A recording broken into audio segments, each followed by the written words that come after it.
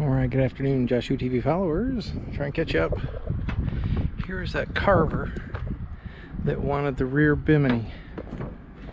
And this thing has got a 10.5-foot beam. Just massive. And everything is mounted to the railings with hinged jaw slides. We didn't drill any holes in the railings. And it's only 6 feet. Let me get out here so I don't fall down.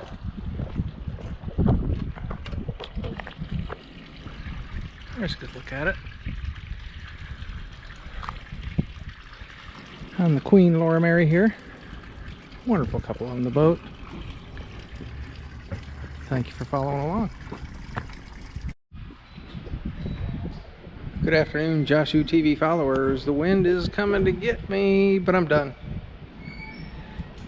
Good thing the wind was a little bit late. It was supposed to be here earlier.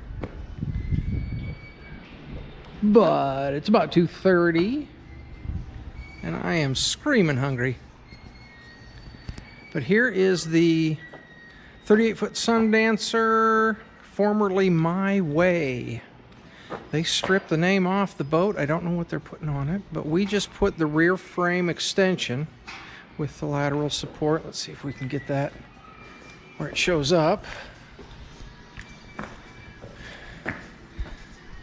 Because it had, of course, the short little stubby that SeaRay puts on them, which doesn't really do much for you. And just some really bad ketter that just wouldn't come out of the track at all, and it was C-mark, and it shrunk, and it yanked the ketter, or the flexor rail. I don't know if we can see that. Yeah, I think we can. You can see daylight between the flexor rail. They didn't use a heat gun to bend it, so they've cracked the living crap out of it. And I've got a couple of screws in there just to kind of hold it back together so the ketter doesn't pop out. With this kind of bracing back to the arch, when the C-mark shrank, it didn't give any room at all. There was no give in the fabric, and it actually was tearing the ketter out of the flexor rail. And now it's screwed up the flexor rail in this corner and over in that corner. Not too much, but I think we can still see just a taste of daylight.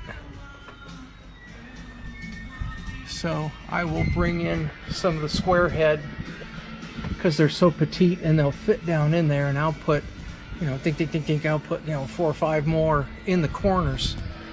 And hopefully on this side, when I screw it back in, it'll pull it back together a little.